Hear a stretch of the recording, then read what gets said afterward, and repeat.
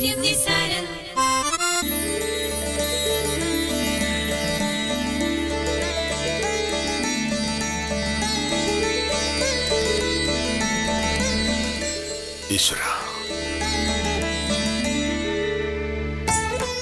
ഒരു പുതിയ വർഷം തുടങ്ങുകയാണ്. ഈ വർഷത്തിന്റെ എല്ലാ ആഗ്രഹങ്ങളും സാധിച്ചു തരണേ. കഴിഞ്ഞ വർഷം എനിക്ക് പ്രൊമോഷൻ കിട്ടുമെന്നാണ് കരുതിയിരുന്നത്. കിട്ടിയില്ല. ഞാനൊരു പരാതി പറയാണെന്ന് നിങ്ങൾക്ക് ആർക്കും തോന്നരുത്. എന്റെ നന്മയെ കരുതി മാത്രമല്ല ഞാനിത് പറയുന്നത്, നാട്ടുകാരുടെ കൂടെ ഭാവിക്ക് വേണ്ടിയിട്ടാ. അയ്യേ, ഇതെന്ത് പ്രാർത്ഥനയാ? നാം സർവ്വവ്യാപിയാണ്. എവിടെ നിന്ന് പറഞ്ഞാലും നാം കേൾക്കും. ഇനിയും ഒരുപാട് പ്രാർത്ഥിക്കാനുണ്ട്. പക്ഷെ കുറച്ച് കഴിഞ്ഞിട്ടാവാം. അത് നടക്കില്ല. അതുകൊണ്ട് ഈശ്വരന്മാരെ രക്ഷിക്കണേ. അയ്യോ,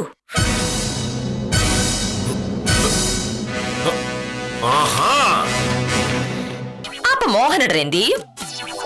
പോയി സാരി വാങ്ങി തരുവോ, അതോ എന്റെ ശല്യപ്പെടുത്തലിൽ ദേഷ്യം വന്ന് സാരി വാങ്ങുന്ന പ്രശ്നമേ ഇല്ല എന്ന് പറയൂ? ഒരു കാര്യം പറഞ്ഞാൽ അത് ഓർത്തു വെക്കാനുള്ള സാമർഥ്യം മോഹനകൃഷ്ണനുണ്ട്. അതുകൊണ്ട് തന്നെ ഒരിക്കൽ പറഞ്ഞത് പിന്നെയും പിന്നെയും പറഞ്ഞാൽ എനിക്ക് ദേഷ്യം വരും. മോഹനേട്ടൻ കഴിഞ്ഞ 2 വർഷമായിട്ട് ഈ പ്രൊമോഷന്റെ കാര്യം പറയല്ലേ. ആള് ദൈവമായതുകൊണ്ട് മോഹനേട്ടനെക്കാട്ടിലും ഓർമ്മശക്തി എന്തായാലും ഉണ്ടാവും.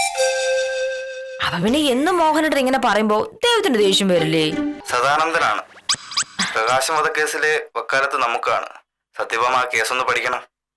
അയ്യോ, അതൊരു സന്തോഷ വാർത്തയാണല്ലോ സാർ. ഞാൻ വേണ്ടതൊക്കെ ചെയ്തോളാം. 10 മണിയാകുമ്പോഴേക്കും ഞാൻ ഓഫീസിൽ വന്ന് സാറിനെ കണ്ടോളാം. പ്രതിയുടെ കേസ് നിനക്ക് കിട്ടിയതിനോ? പ്രകാശം മരിച്ചിട്ട് മാസം 4 കഴിഞ്ഞു. പ്രതിയെ മിനിങ്ങാന്ന് പോലീസ് അറസ്റ്റും ചെയ്തു. സകല പത്രങ്ങളിലും ടെലിവിഷനിലും ചാനലുകളിലും ഒക്കെ അത് വലിയ വാർത്തയായിരുന്നു. ഇനിയിപ്പോ ആ കേസ് ഞാൻ ബാധിച്ചിട്ടുണ്ടെങ്കിൽ എന്റെ ജീവിതത്തിൽ അതൊരു വഴിത്തിരിവായിരിക്കും. എന്റെ ഈശ്വര, താങ്ക് യു. 1-ാം തീയതി നല്ലൊരു കേസ് കിട്ടിയല്ലോ. അത് നല്ല കേസായത് എങ്ങനെയാ എനിക്ക് മനസ്സിലാവാത്തത്. ഒരാൾ കൊല്ലപ്പെട്ടു.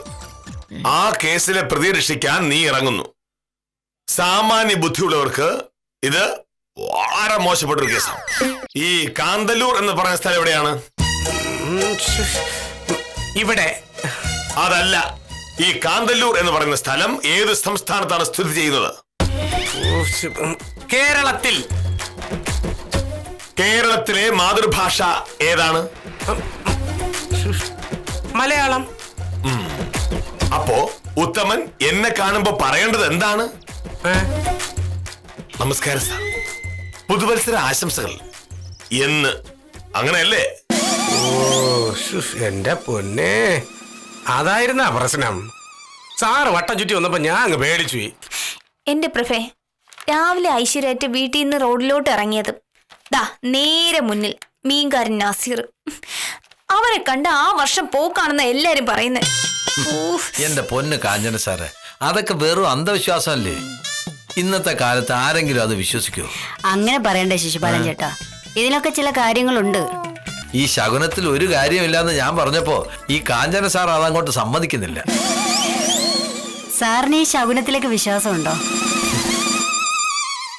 സ്വയംപ്രഭേ, ഇത് 2015 ഇക്കഴിഞ്ഞ വർഷമാണ് നമ്മുടെ രാജ്യം മംഗല്യാണെന്ന പേടകത്തെ ചൊവ്വയിലേക്ക് അയച്ചത്. ഇനിയെങ്കിലും ശകുനത്തെയും ചൊവ്വാദോഷത്തിന്റെ പേരിലുള്ള അന്ധവിശ്വാസത്തെ ഒഴിവാക്കിക്കൂടെ നിനക്ക്? പക്ഷെ ശിശുപാലന് അധ്വാനം കൊണ്ട് ലോട്ടറി അടിക്കൂ? ഇല്ല, അതിന് ഭാഗ്യം വേണം. പറയുന്നു, മാറി നിൽക്കുക. എന്റെ അമ്മായിയമ്മയെ കൊണ്ടുള്ള ശല്യം കൂടി വരികയാ. പ്രഹ്ലാദൻ ചേട്ടന്റെ ചേച്ചിയുടെ വീട്ടിലേക്ക് അമ്മായിയമ്മ പോയിരുന്നെങ്കിൽ ഞാൻ രക്ഷപ്പെട്ടേനായിരുന്നു. കഷ്ടം. ഇതൊക്കെയാണ് നിങ്ങളുടെ മനസ്സിലിരിപ്പ്. സ്വന്തം അധ്വാനത്തിന്റെയും ആഗ്രഹത്തിന്റെയും ഫലമായി നേടാൻ ആഗ്രഹിക്കുന്ന കാര്യങ്ങളെ പറ്റി ചോദിച്ചപ്പോൾ ഒരാൾക്ക് കല്യാണം കഴിക്കണം, ഒരാൾക്ക് ലോട്ടറി അടിക്കണം, വേറൊരാൾക്ക് അമ്മായിയമ്മ ഒഴിവാകണം. ചുരുക്കി പറഞ്ഞാൽ യാതൊരു ലക്ഷ്യവുമില്ലാതെ നേടാൻ ഒന്നുമില്ലാതെ അങ്ങ് ജീവിക്കുക. കഷ്ടം. സാർ, അങ്ങനെയാണെങ്കിൽ സാറിന് ഈ വർഷം ലക്ഷ്യം കാണുമല്ലോ. അതെന്താ? എനിക്ക് വളരെ വ്യക്തമായ ലക്ഷ്യമുണ്ട്. ആ ലക്ഷ്യത്തിന് വേണ്ടി കഠിനമായി അധ്വാനിക്കുന്ന ഒരാളാണ് കെ മോഹനകൃഷ്ണൻ. അതിന്റെ ഫലം എന്താണെന്ന് നിങ്ങൾക്ക് ഈ വർഷം തന്നെ അറിയാം.